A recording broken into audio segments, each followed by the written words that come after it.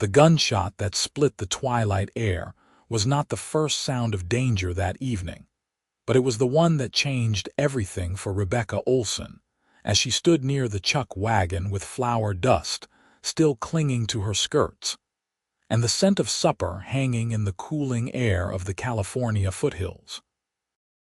She had been kneading biscuit dough when the first shouts rang out, her fingers working the mixture with practiced efficiency while the drovers finished their day's work with the herd of nearly 2,000 head of cattle stretched across the valley below Placerville.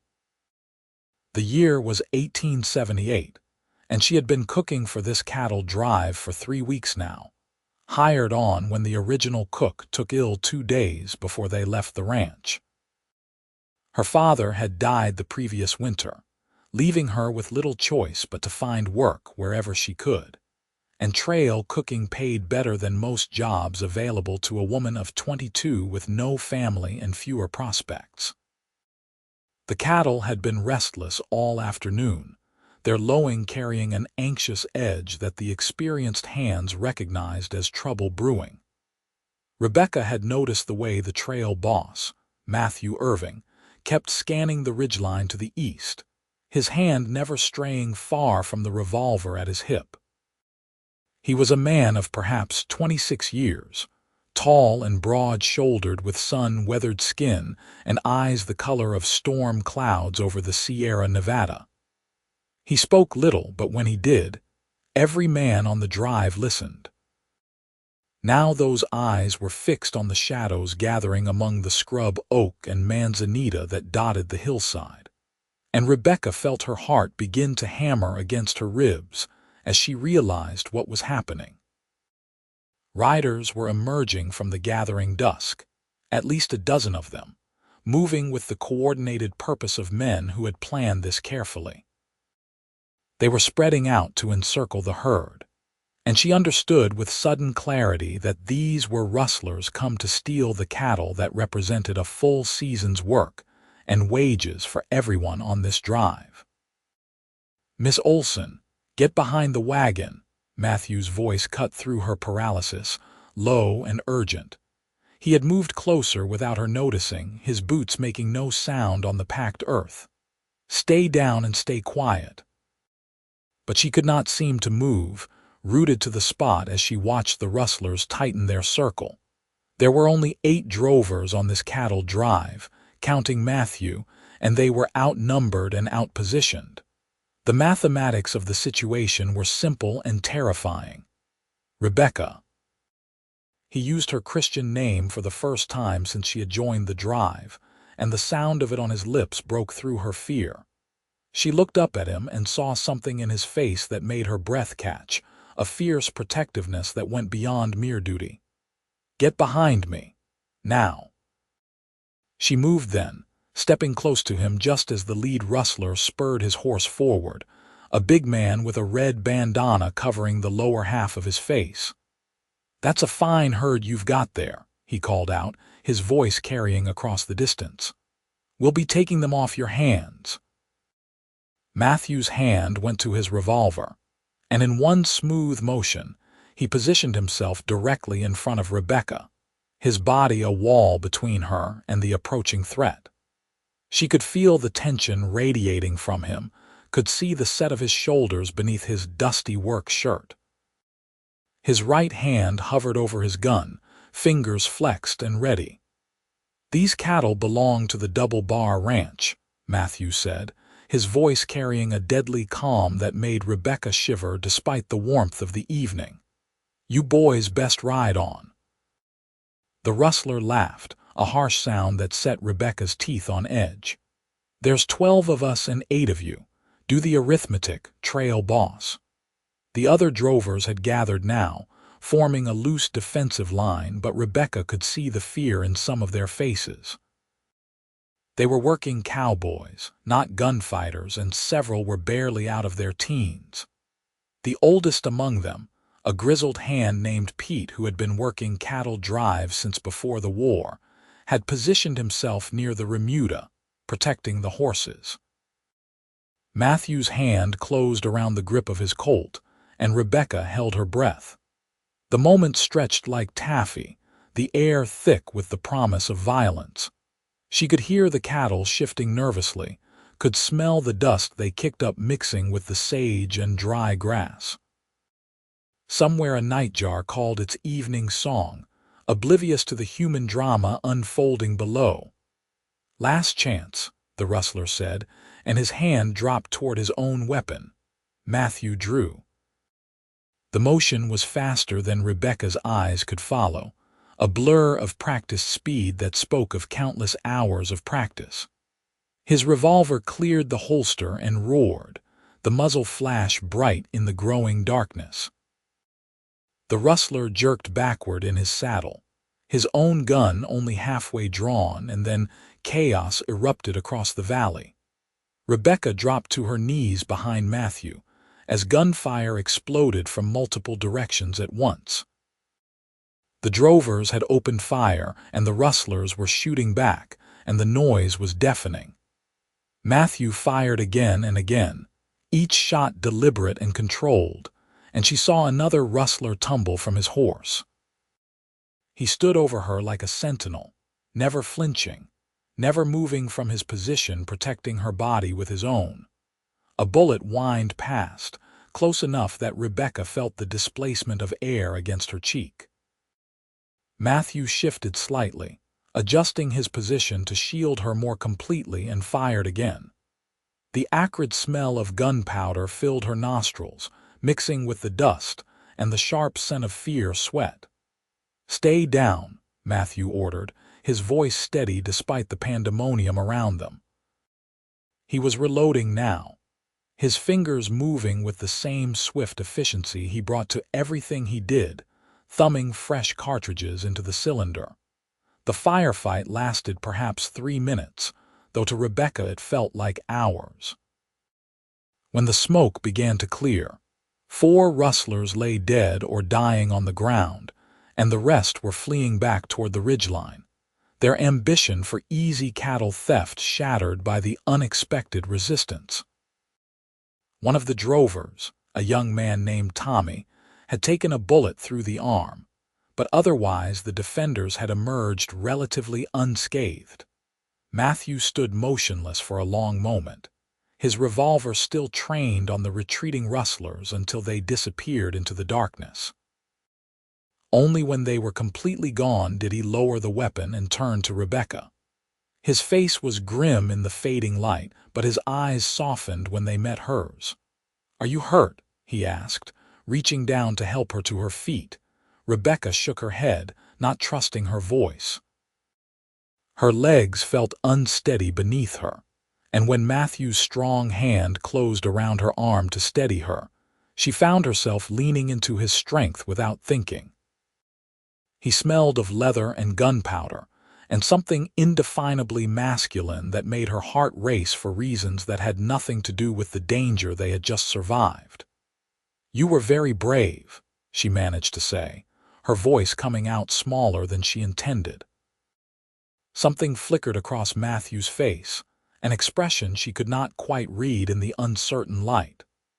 "Just doing what needed doing," he said gruffly, but his hand lingered on her arm a moment longer than necessary before he released her and turned to check on his men. Rebecca watched him stride away, barking orders to secure the herd and tend to Tommy's wound, and she pressed a hand to her chest where her heart was still racing. She had been on this drive for 3 weeks, cooking meals and keeping to herself, barely exchanging more than a dozen words with the taciturn trail boss. But in those terrifying moments when he had placed himself between her and death without hesitation, something had shifted in the landscape of her world. The night that followed was tense and sleepless for everyone. Matthew posted double guards and insisted the camp stay dark. No fires that might attract the rustlers if they decided to return with reinforcements. Rebecca tended to Tommy's arm, cleaning and bandaging the wound by the light of a single shielded lantern, while the young cowboy bit down on a leather strap and tried not to cry out. Matthew stood nearby, watching the darkness, and every time Rebecca glanced his way she found his eyes on her instead of the horizon. "You have a steady hand, Miss Olsen," Matthew said quietly when she had finished with Tommy's bandage. "Not many women would have kept their composure like you did tonight. Not many trail bosses would have stood in front of a cook with rustlers bearing down," she replied, wiping the blood from her hands with a clean cloth. "You could have been killed. So could you." His voice was flat, matter of fact, but there was an undercurrent of something fierce beneath the words. That was unacceptable. Rebecca looked up at him, really looked at him for the first time since the shooting stopped. His face was hard-planed and weathered from years under the brutal California sun, with lines around his eyes that spoke of squinting across vast distances and bearing responsibilities that would have broken lesser men. There was a scar along his jaw, pale against his tanned skin, and his dark hair curled slightly where it touched his collar. He was not handsome in any conventional sense, but there was something compelling about him, a solidity and strength that drew her like a lodestone. "Thank you," she said softly, "for protecting me." Matthew held her gaze for a long moment, and Rebecca saw something kindle in those storm-gray eyes, something that made her breath catch. Then he nodded once, sharply, and turned back to his vigil, leaving her standing in the darkness with her hands still trembling, and her heart doing complicated things in her chest. They broke camp before dawn, pushing the herd hard to put distance between themselves and the site of the ambush. Matthew rode point, setting a pace that had some of the younger drovers grumbling, but Rebecca understood the urgency. The rustlers might return, and even if they did not, word would spread. A herd this size was a tempting target, and they still had 4 days of driving before they reached the railhead at Sacramento, where the cattle would be loaded onto trains bound for San Francisco. Rebecca drove the chuck wagon, the reins of the 4-horse team familiar in her hands from weeks of practice. The wagon lurched and swayed over the uneven ground, the pots and pans hanging from hooks clanging with each bump, but she kept pace with the remuda and the slower-moving cattle. Her eyes kept straying to Matthew's broad back as he rode ahead, and she found herself remembering the feel of his hand on her arm, the way he had looked at her in that moment of connection after the shooting. She had been alone for so long. After her father's death, the small farm they had worked together had been sold to pay his debts, leaving her with barely enough money for a train ticket and a week's lodging. She had no siblings, no other family to turn to, and the prospect of finding work as a single woman in the rough mining towns of the California goldfields had been daunting. The job cooking for this cattle drive had seemed like a godsend, a chance to earn enough money to make a fresh start somewhere, perhaps open a small restaurant in one of the growing cities. But now, watching Matthew Irving ride with the unconscious grace of a man born to the saddle, she found herself wondering if perhaps there might be other possibilities she had not considered. The thought was both terrifying and exhilarating, and she pushed it aside to focus on navigating the wagon through a particularly rocky stretch of terrain. They made camp that evening in a box canyon with good water and defensible positions, and Matthew again posted extra guards. Rebecca prepared a simple meal of beans and bacon, with biscuits cooked in her Dutch oven and strong coffee that could wake the dead. The men ate in relative silence, exhaustion and lingering tension from the previous night's violence dampening the usual evening banter. Matthew ate standing, his plate balanced in one hand while his other hand rested on his revolver. Rebecca brought him a second cup of coffee, and when their fingers brushed as he took the tin cup from her, she felt a jolt like static electricity in winter. "You should eat more," she said, noting that he had barely touched his food. "You will need your strength." "Cannot afford to let my guard down," Matthew replied, but he took a bite of biscuit to appease her. His eyes swept the darkening canyon walls, never still. "Those rustlers will not give up easily. A herd this valuable, they will likely try again." "Then you need to be at full strength when they do," Rebecca insisted. "Sit down, eat. I will watch for a few minutes." Matthew looked at her in surprise, and for a moment she thought he would refuse. Then, to her astonishment, he lowered himself to sit on a nearby rock, wincing slightly as saddle-stiff muscles protested. Rebecca had not realized how much tension he was carrying in his shoulders until she saw him try to relax. "How long have you been running cattle drives?" she asked, partly to distract him into eating and partly because she genuinely wanted to know more about this man who had risked his life for her without a second thought. "Since I was 18, Matthew said between bites. "Started as a drover, worked my way up to trail boss 4 years ago. It is hard work, but honest. Your family, do they worry when you are gone for months at a time?" Something shuddered in Matthew's expression. "No family to speak of. Parents died of cholera when I was 15. Been on my own since then." Rebecca felt a pang of recognition. "I lost my mother when I was young," she said quietly, "and my father last winter. It is a lonely thing having no one." Matthew looked up at her then, really looked at her, and she saw her own loneliness reflected in his eyes. "It is," he agreed, "though I have gotten used to it, I suppose. The cattle, the drive, the men, they are enough most days." "Most days," Rebecca echoed. "But not all, not all," Matthew admitted. He set down his empty plate and stood, the moment of vulnerability passing as quickly as it had come. "Thank you for the meal, Miss Olsen. It was very good." "Rebecca," she said impulsively. "You called me Rebecca last night. You should do so again." Matthew's eyes widened slightly, and she saw color rise in his weathered cheeks. "That would not be proper," he said, but there was something in his voice that suggested he wanted to argue with his own words. "Propriety seems less important after someone has saved your life," Rebecca said, surprising herself with her boldness. "Please, call me Rebecca." "Only if you call me Matthew," he replied after a long pause. "Not in front of the men, they need to see me as the boss, but when it is just us, I would like that." The smile that broke across Rebecca's face felt like the first genuine expression of joy she had experienced in months. "Matthew," she said, testing the shape of his name on her tongue. "I will remember that." The next 3 days passed in a blur of dust and distance, the herd eating up the miles between them and Sacramento.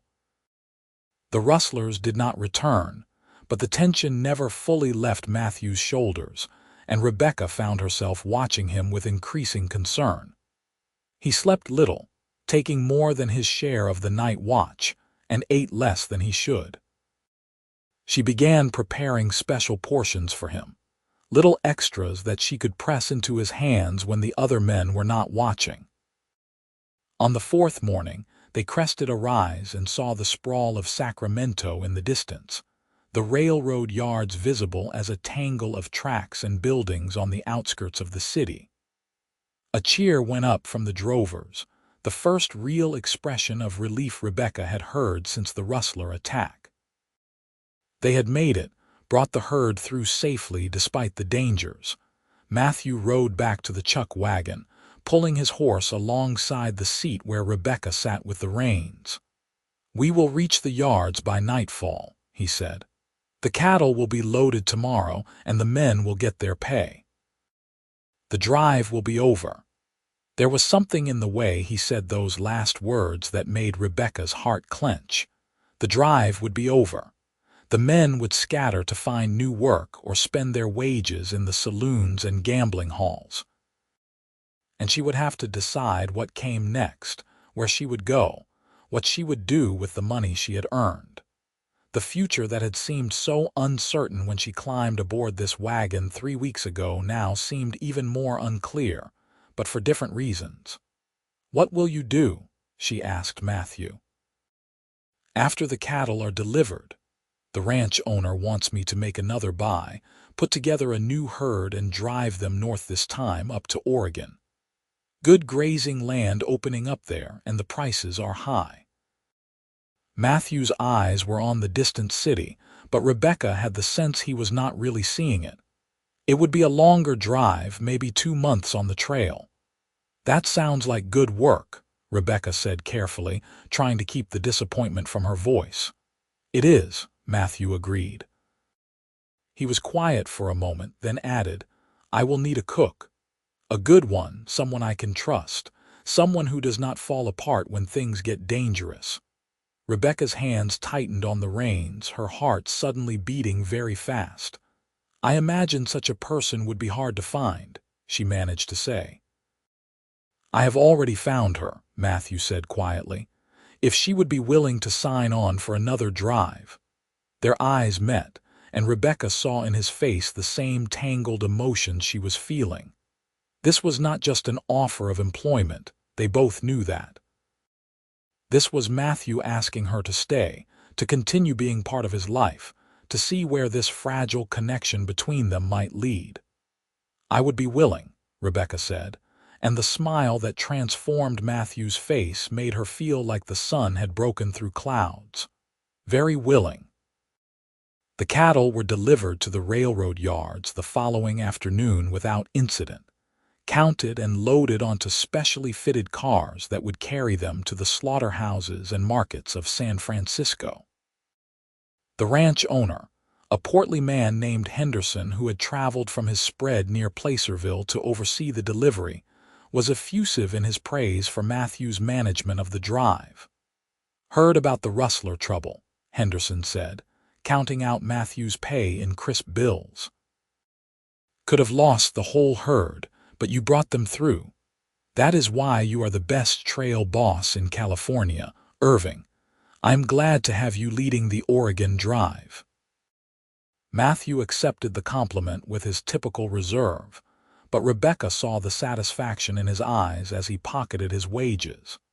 He distributed the pay to the drovers, each man receiving his due with a handshake and Matthew's thanks for their work. Some of them headed immediately into Sacramento's saloon district, while others, like Old Pete, decided to sign on for the Oregon drive. Rebecca stood by the chuck wagon, watching the camp dissolve as men packed their bedrolls and saddled their horses. She had her own pay now, more money than she had held in her hands since before her father's death, and the possibilities it represented should have felt liberating. Instead, she felt strangely adrift, uncertain of what came next despite Matthew's offer. "Rebecca." Matthew's voice drew her attention, and she turned to find him approaching with his hat in his hands, an oddly formal gesture that made her smile. "I wonder if you might join me for supper tonight. A real supper, at a proper restaurant, not trail food." "Are you asking me to dine with you, Matthew Irving?" Rebecca asked, feeling warmth bloom in her chest. "I am," Matthew said, "if you would be willing to tolerate my company for an evening." "I have tolerated it for 3 weeks already," Rebecca teased gently. "I suppose one more evening will not hurt." Matthew's laugh was a rare and precious sound, genuine amusement that transformed his usually serious face. "Then it is settled. I will call for you at 7 if that suits." Rebecca agreed, and spent the intervening hours in a state of nervous anticipation she had not experienced since she was a young girl. She had one good dress in her trunk, a simple but well-made garment in deep blue cotton that her mother had sewn years ago. She shook out the wrinkles as best she could, and washed the trail dust from her hair and skin in the basin at the modest boarding house where Matthew had secured her a room. When he arrived precisely at 7, she almost did not recognize him. He had bathed and shaved, his dark hair neatly combed, and he wore clean clothes, a white shirt and dark trousers with a brocade vest that must have cost a month's wages. He looked uncomfortable in the finery, but when his eyes fell on Rebecca in her blue dress, all discomfort fled, replaced by an expression of such open admiration that she felt her cheeks heat. "You look beautiful," Matthew said simply. "I mean, you always look fine, but tonight you are particularly lovely." "You clean up well yourself," Rebecca replied, taking the arm he offered. "I almost did not recognize you without dust covering every inch." The restaurant Matthew had chosen was one of Sacramento's better establishments, with white tablecloths and actual crystal glasses. It was far finer than anywhere Rebecca had dined in years, and she felt a flutter of anxiety as they were shown to a table by a window overlooking the street. But Matthew's steady presence across from her was calming, and soon they were talking easily, conversation flowing as freely as the wine Matthew had ordered. "Tell me about your father," Matthew said between courses. "You said you lost him last winter. Were you close?" Rebecca nodded, feeling the familiar ache of grief. "Very close. He was a farmer, worked a small plot near Placerville. We grew vegetables mostly, sold them in town. It was not much, but it was ours. When he died, there were debts I had not known about. Medical bills from trying to save my mother years earlier. The farm had to be sold." "I am sorry," Matthew said, and the sincerity in his voice made Rebecca's throat tight. "That must have been very difficult." "It was, but I am managing. The money from this drive will help me start fresh somewhere." Rebecca paused, then added, "Or perhaps continue on if the right opportunity presents itself." Matthew's eyes met hers, and she saw hope kindle there. "About the Oregon drive," he began. "I meant what I said about wanting you as the cook, but I should be honest about my reasons." Rebecca's heart began to race. What reasons would those be? "These past 3 weeks, having you on the drive, it has been different," Matthew said slowly, choosing his words with care. "Good different. You make the camp feel less lonely, make the work seem more worthwhile. And when those rustlers came, when I put myself between you and them, it was not just because you were someone I was responsible for protecting. It was because the thought of anything happening to you was unbearable." Rebecca reached across the table, covering Matthew's calloused hand with her own smaller one. "I felt it too," she said softly. "When you stood in front of me, when you drew your gun, I realized that you had become important to me, more important than I had let myself acknowledge." Matthew turned his hand over, lacing his fingers through hers. "I am not good with words," he admitted. "I am better with cattle and horses than with people, but I know what I feel, and I feel something powerful for you, Rebecca Olsen. Something that started the day you climbed onto that chuck wagon and has been growing stronger every day since." "I feel it too," Rebecca whispered. "It frightens me a little, how quickly it has happened. Does it frighten you enough to say no to the Oregon drive?" Matthew asked, and Rebecca heard the vulnerability beneath the question. "No," she said firmly. "Not nearly enough for that. I want to go, Matthew. I want to see where this leads." The smile that broke across Matthew's face was like sunrise, warm and bright and full of promise. He raised her hand to his lips and kissed her knuckles gently, a gesture so tender it made Rebecca's eyes sting with unexpected tears. They finished their meal in a glow of mutual understanding, talking now about the future, about the Oregon drive and the plans Matthew had been forming. "We would leave in 2 weeks," he explained. "That gives me time to buy the new herd and hire on enough drovers. It will be a harder drive than the one we just completed, rougher terrain and potentially worse weather. But the pay will be better, and the ranch I am contracted with is planning to establish a permanent presence in Oregon. They will need good people to help run it." "Are you saying this could be more than just a cattle drive?" Rebecca asked. "I am saying there might be opportunities," Matthew replied carefully. "For someone who wanted to settle in Oregon, build a life there. Rebecca understood what he was not quite saying, the possibilities he was laying out without making promises he might not be able to keep. It was enough for now to know that he was thinking about a future that included her, that the connection between them was not just something born of proximity and danger. They walked back to the boarding house slowly, neither in a hurry to end the evening. The streets of Sacramento were busy with miners and gamblers, railroad workers and merchants, all the rough vitality of a California city in 1878. But Rebecca barely noticed any of it, too aware of Matthew's presence beside her, his arm linked through hers in a way that felt both protective and possessive. At the door to the boarding house, Matthew paused, turning to face her in the lamplight. "May I call on you tomorrow?" he asked formally. "And the day after, and every day until we leave for Oregon." "You may," Rebecca said, smiling up at him. "I would like that very much." Matthew hesitated, and Rebecca could see the war playing out on his face, the desire to kiss her battling with his sense of propriety. She made the decision for both of them, rising on her toes to press a soft, brief kiss to his cheek. His skin was warm beneath her lips, and she felt him draw in a sharp breath. "Good night, Matthew," she said quietly. "Good night, Rebecca," he replied, his voice rough. "Sleep well." She did sleep well, better than she had in months, her dreams full of open trails and endless horizons and storm-gray eyes that looked at her like she was precious beyond measure. The next 2 weeks passed in a golden haze of courtship. Matthew called on her every day, sometimes taking her to restaurants or to see the sights of Sacramento, other times simply walking with her along the river or sitting in the boarding house parlor talking for hours.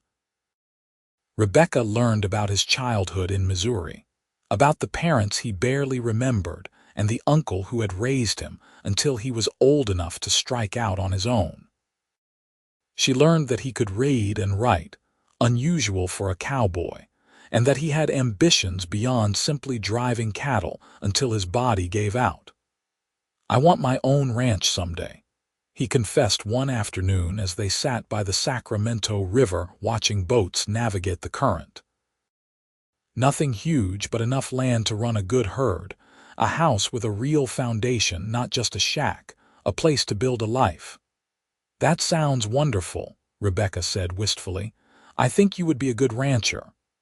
"I would need help," Matthew said, looking at her meaningfully. "Running a ranch is too much for one person. It requires partnership." Rebecca felt her pulse quicken at the word partnership, at the implications it carried. "I imagine finding the right partner would be essential," she managed to say. "I imagine I may have already found her," Matthew replied quietly. "If she would be interested in such an arrangement eventually." They had not spoken explicitly about marriage, but it hung in the air between them now, a possibility that felt both terrifying and inevitable. Rebecca thought about what it would mean to tie her life to Matthew's, to take on all the risks and hardships of frontier living, and found that the prospect did not frighten her as much as she might have expected. With Matthew beside her, she felt capable of facing whatever challenges came. "I think she might be very interested," Rebecca said softly, "when the time is right." Matthew's hand found hers, their fingers intertwining with the ease of long practice.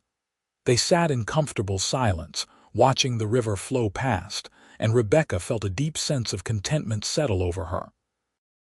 The future was still uncertain in many ways, but the fear that had dogged her since her father's death had finally begun to recede. She was not alone anymore. The Oregon herd was assembled over the course of those 2 weeks. Matthew working from dawn to dusk, selecting cattle and negotiating prices, while Pete and a handful of other returning drovers helped with the logistics. Rebecca spent her time preparing for the journey, purchasing supplies and equipment, making lists of everything they would need for a drive that could take 8 weeks or more depending on weather and circumstances. On the evening before they were set to depart, Matthew took her to dinner one final time. They returned to the same restaurant where they had shared their first meal, and this time when they sat down, Matthew pulled a small wrapped package from his vest pocket and slid it across the table to her. "What is this?" Rebecca asked, surprised. "Open it and see," Matthew said, and there was a nervousness in his expression that she had never seen before. Rebecca carefully unwrapped the paper to reveal a small wooden box. Inside, nestled on a bed of cotton, was a delicate silver locket on a fine chain. She gasped, lifting it carefully from the box. The locket was engraved with a simple pattern of leaves and flowers, and when she opened the catch, she found it empty, waiting to be filled with whatever memories she chose to keep close to her heart. "Matthew, this is too much," she protested, even as her fingers closed protectively around the precious gift. "It is not nearly enough," Matthew said, "but it is a promise.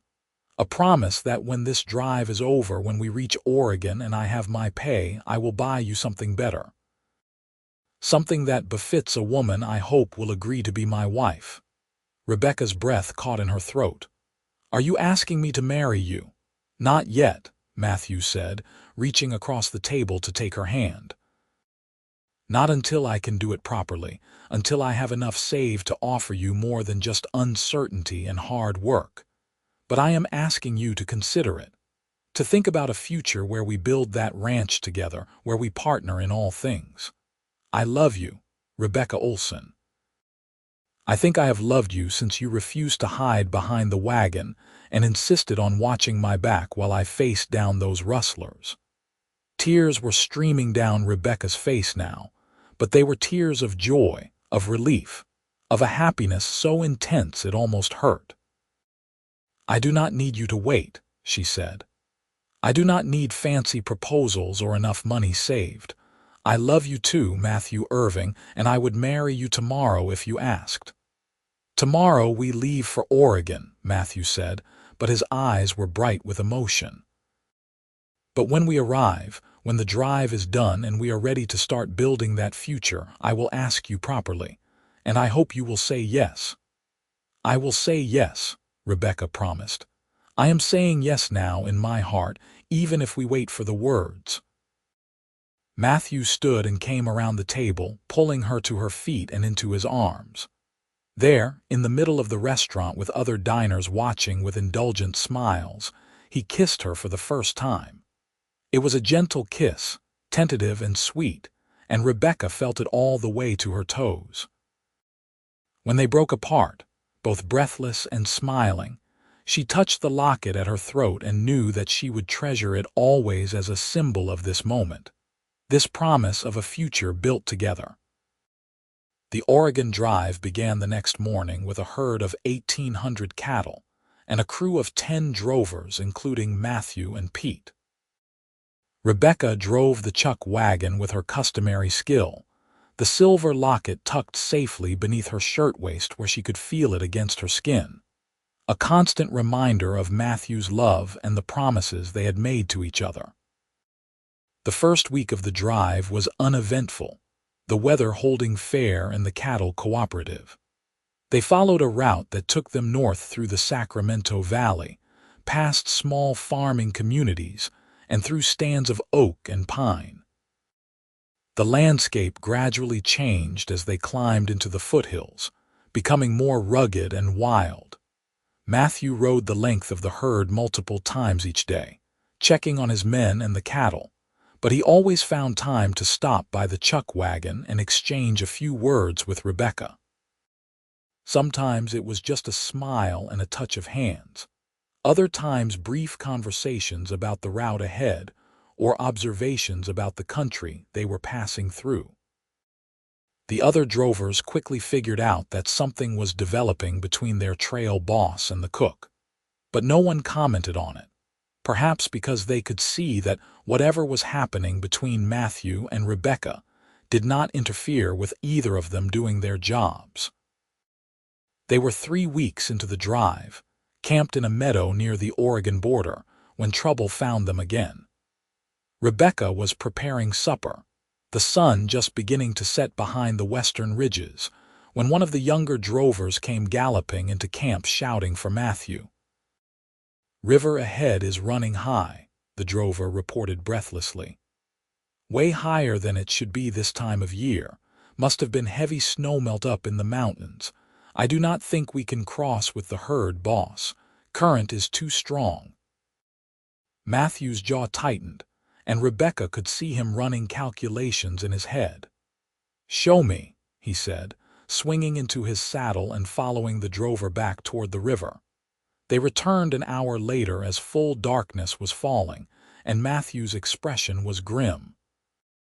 "We have a problem," he announced to the gathered crew. "The Klamath River is in flood stage. We cannot cross here, and the next ford is 2 days' ride to the east, which will add a week to our schedule.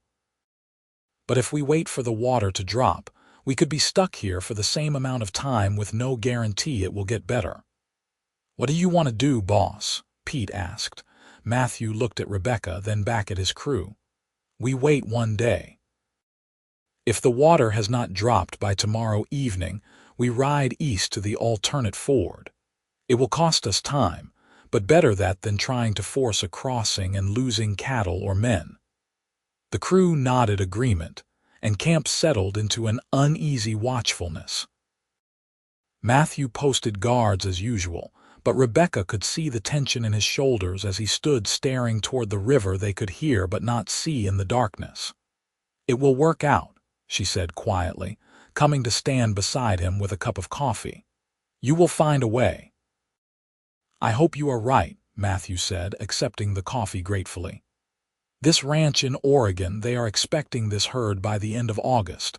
We are cutting it close as it is." "Then we will cut it close," Rebecca said firmly. "But we will get there. I have faith in you."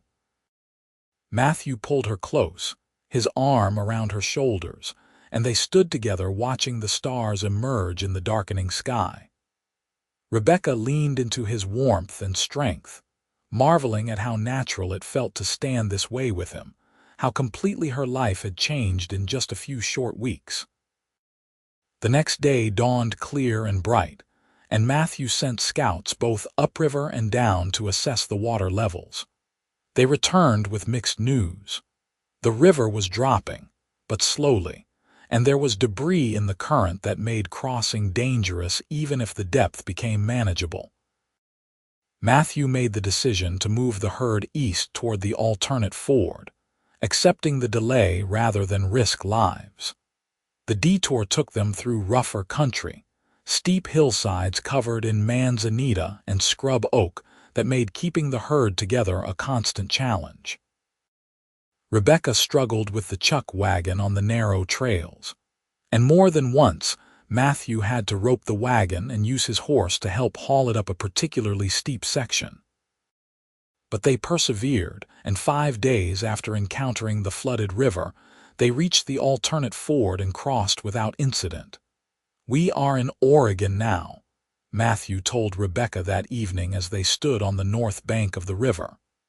"Another 3 weeks and we will be at the ranch."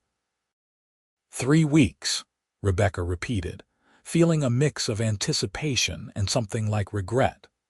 The drive had been hard work, but it had also been a time of closeness with Matthew, of building their relationship away from the complications of towns and society. Part of her wished it could go on forever, just the two of them and the open trail.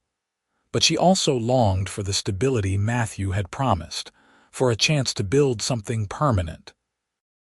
And she could see in his eyes that he felt the same conflicting emotions, the desire to arrive at their destination warring with the wish to stretch out these days of courtship. 3 weeks, Matthew confirmed, and then the rest of our lives.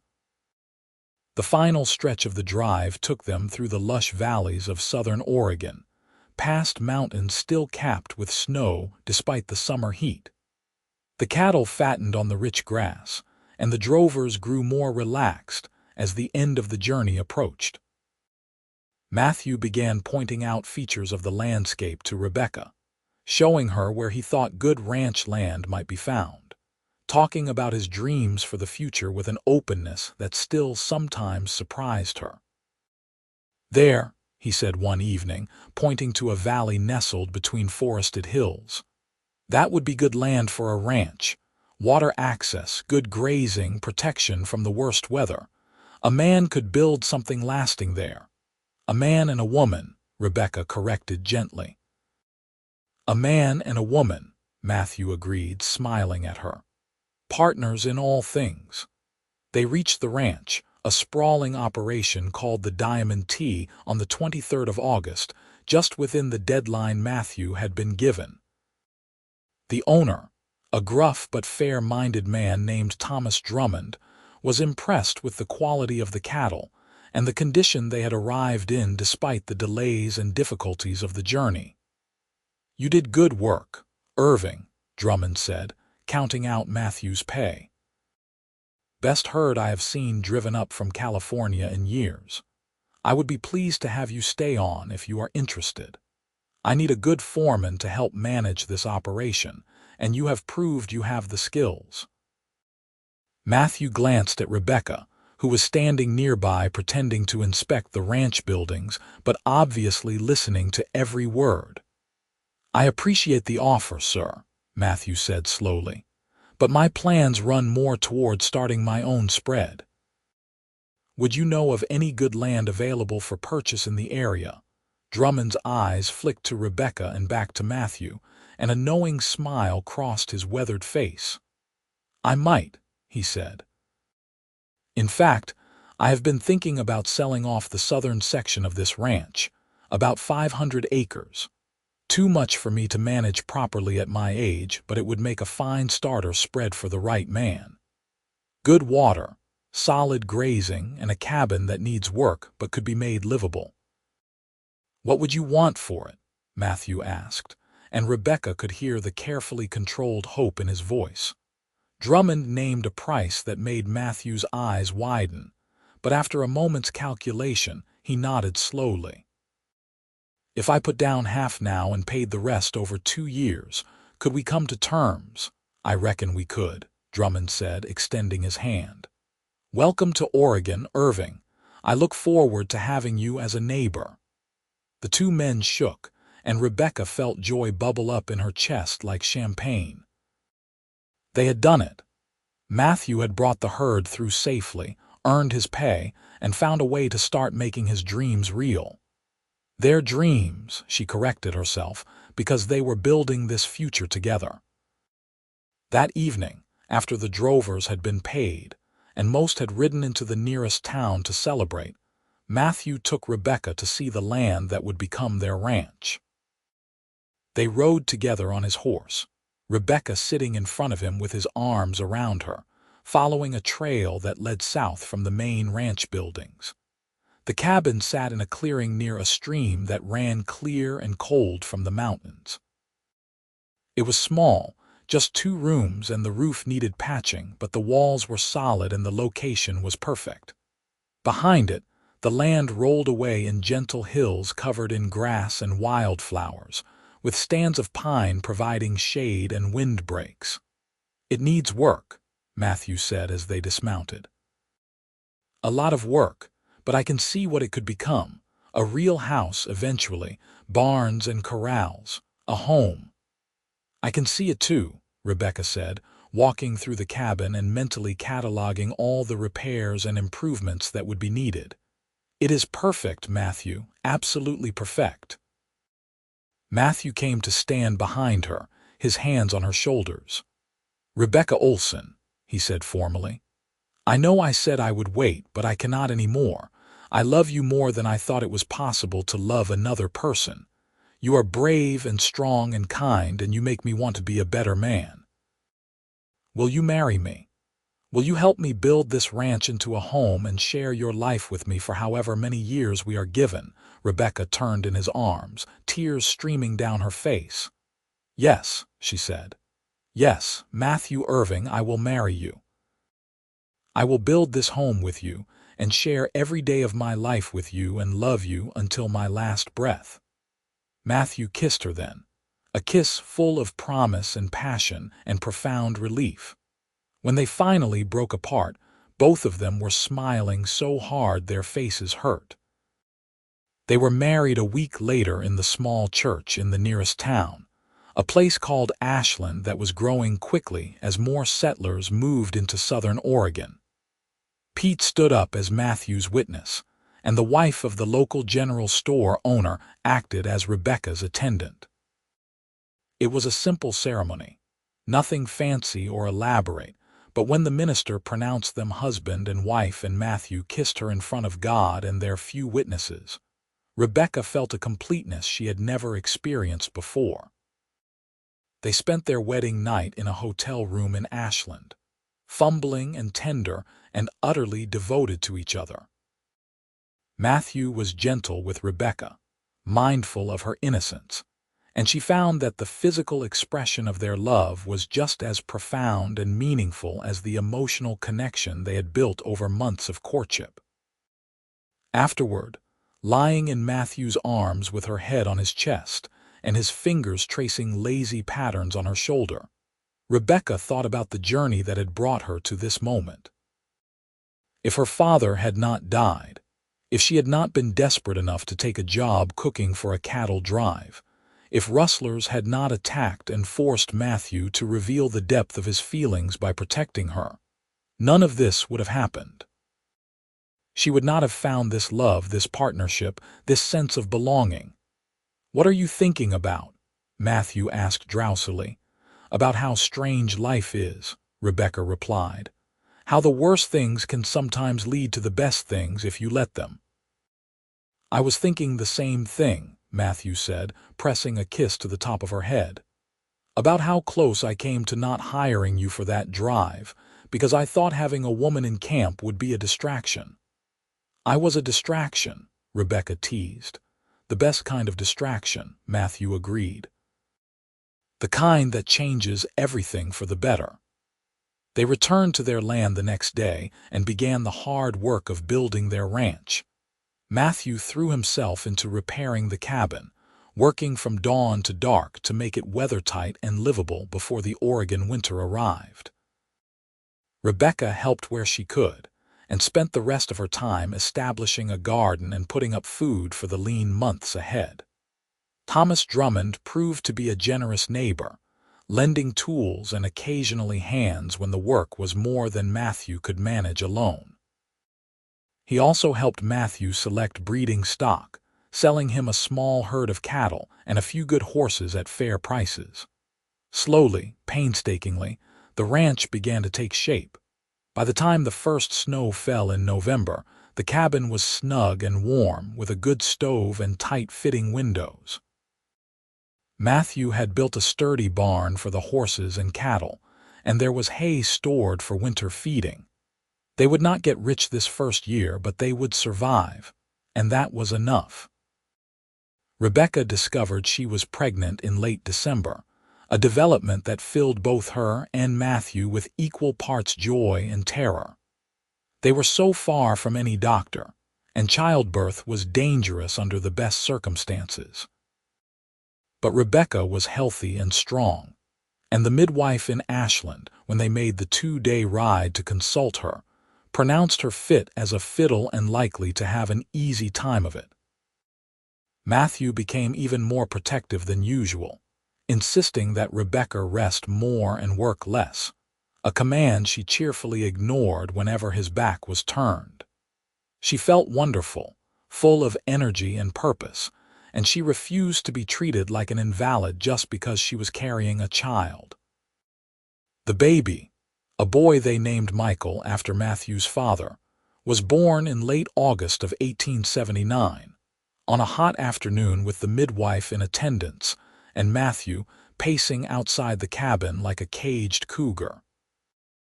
The birth was indeed relatively easy, and when the midwife finally allowed Matthew back inside to meet his son, the expression on his face made all the pain and fear worthwhile. "He is perfect," Matthew breathed, touching the baby's tiny hand with one calloused finger. "You are perfect." "Thank you, Rebecca. Thank you for this gift." Rebecca, exhausted but happy, smiled up at her husband. "We made him together," she said. "This is our gift to each other." Little Michael proved to be a healthy, robust baby who slept well and ate enthusiastically. Rebecca managed to care for him while still helping with the ranch work, strapping him to her back in a sling when she needed her hands free. Matthew was a devoted father, coming in from the fields throughout the day to check on his wife and son, his serious face transforming into something soft and wondering whenever he held the baby. The ranch prospered over the next few years. Matthew's skill with cattle and his reputation for honesty brought him opportunities to buy and sell at good prices, and slowly their herd grew. They paid off the land debt to Drummond a full 6 months early, and Matthew began saving toward the larger house he had promised Rebecca. Their second child, a daughter they named Rose after Rebecca's mother, was born in 1881. She had her mother's red gold hair and her father's gray eyes, and from the moment she could walk, she was following Matthew around the ranch, determined to do everything her father and older brother did. 2 years later came another son, whom they named Samuel, and then in 1885 a final daughter, Catherine.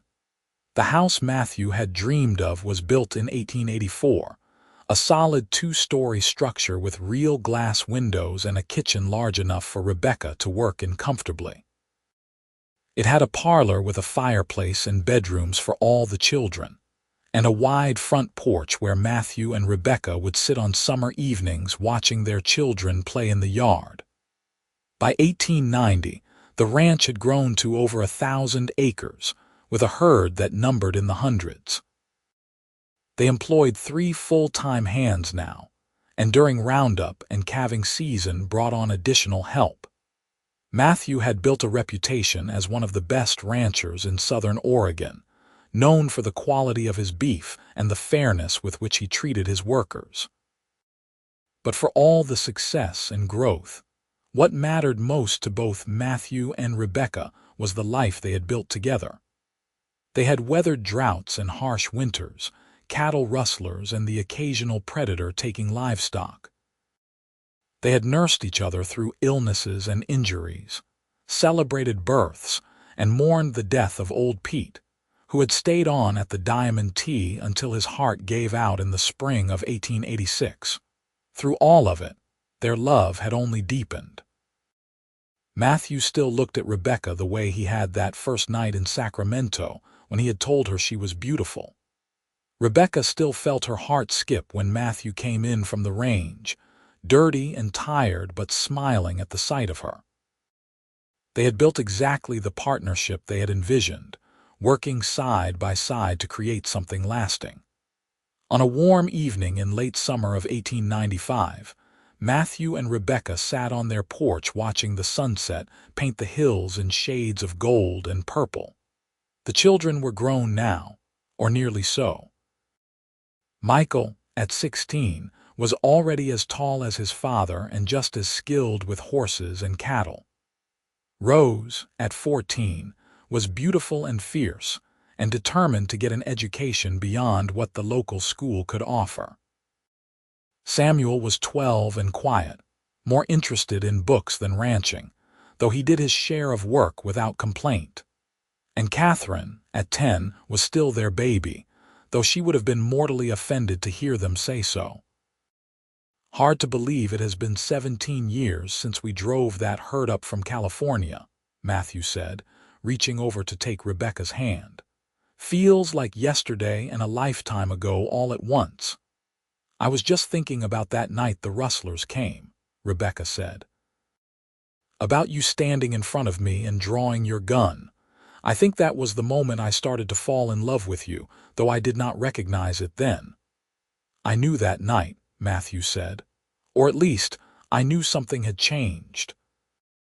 The thought of you being hurt was unbearable, and I could not understand why this woman I had known for barely 2 weeks had become so important to me so quickly." "We have been blessed," Rebecca said quietly. "With each other, with our children, with this life we have made." I would not change a single thing." "Nor would I," Matthew agreed. He stood and pulled Rebecca to her feet, drawing her into his arms for a kiss that was as sweet and meaningful as their first. "I love you, Rebecca Irving. I have loved you from the moment you refused to hide behind that chuck wagon, and I will love you until my dying breath and beyond." "And I love you, Matthew Irving," Rebecca replied, resting her head against his chest and listening to the steady beat of his heart. "My trail boss, my husband, my partner in all things, forever and always." They stood together as the stars began to emerge in the darkening sky, two people who had found each other against all odds and built a love story as vast and enduring as the western landscape around them. The ranch stretched out before them, a testament to their hard work and determination, but more importantly, to the strength of the bond they had forged on a dusty cattle trail so many years before. Inside the house, they could hear the children laughing about something, the sounds of their family filling the home with warmth and life. This was what mattered, Rebecca thought, not the size of the ranch or the number of cattle or the money in the bank. This moment, this love, this life they had created together from nothing but determination and devotion. As if reading her thoughts, Matthew pulled her closer and whispered, "We did good, didn't we?" "We did very good," Rebecca agreed. "We did very good indeed." The years continued to roll past, marked by the rhythms of ranch life and the changing seasons. Michael took over more and more of the day-to-day operations of the ranch as Matthew's hair went silver and his movements became slightly stiffer. Rose went off to a teaching college in Portland, returning 2 years later with a degree and a young lawyer husband who proved surprisingly adept at helping with the ranch's business affairs. Samuel became a doctor, studying in San Francisco and then returning to Ashland to open a practice. And Catherine married a neighboring rancher's son, settling on land adjacent to the Irving spread. Through it all, Matthew and Rebecca remained the center of their growing family, the bedrock on which everything else was built. They became grandparents, and then great-grandparents, watching their legacy extend into future generations that would carry their names and their values forward. On a spring morning in 1920, Rebecca woke to find Matthew lying very still beside her. He had passed peacefully in his sleep, at the age of 68, his heart finally giving out after a lifetime of hard work and devotion. Rebecca held his hand and wept, mourning the loss of her partner, her great love, the man who had stood between her and danger so many years ago and changed the course of her life forever. She buried him on a hill overlooking the ranch, with a simple marker that read, "Matthew Irving, beloved husband, father, and rancher." But she knew that no marker could truly capture who he had been, the quiet strength and deep love that had defined his life. Rebecca lived another 8 years, remaining sharp and engaged even as her body grew frail. She spent her days surrounded by children and grandchildren, telling stories of the old days, of cattle drives and rustlers and a young trail boss who had stolen her heart. She passed away in her sleep in the winter of 1928, at the age of 72, and was laid to rest beside Matthew on that hilltop. The ranch continued on, passed down through the family, a living monument to the love and labor of the couple who had built it from nothing. And sometimes, on summer evenings when the light slanted just right across the hills, people swore they could see 2 figures standing on the old porch, hand in hand, watching over the land and the family they had created together. The story of Matthew and Rebecca Irving became a family legend, told and retold to each new generation. It was a tale of love found in unlikely circumstances, of courage in the face of danger, of 2 people who had partnered in all things and built something that endured long after they were gone. It was a reminder that the best love stories are not the ones that come easily, but the ones forged through shared struggle and sustained through unwavering commitment. And at the heart of it all was a single moment, frozen in memory, when rustlers had circled the herd at dusk, and a trail boss cowboy had put the woman he loved behind him and drawn his gun, choosing in that instant to protect her at any cost. It was the moment that had set everything else in motion, the pivot point on which two lives had turned toward each other and intertwined forever. That moment, and all the days that followed, became the foundation of a love that transcended time, a testament to the transformative power of two hearts finding each other in the vast wilderness of the American West. It was a story of partnership and devotion, of building something lasting from the raw materials of determination and love. And it was a story that would be remembered and cherished for as long as the Irving name endured on that beautiful stretch of Oregon rangeland, a legacy as permanent as the mountains that stood watch over the land Matthew and Rebecca had made their own.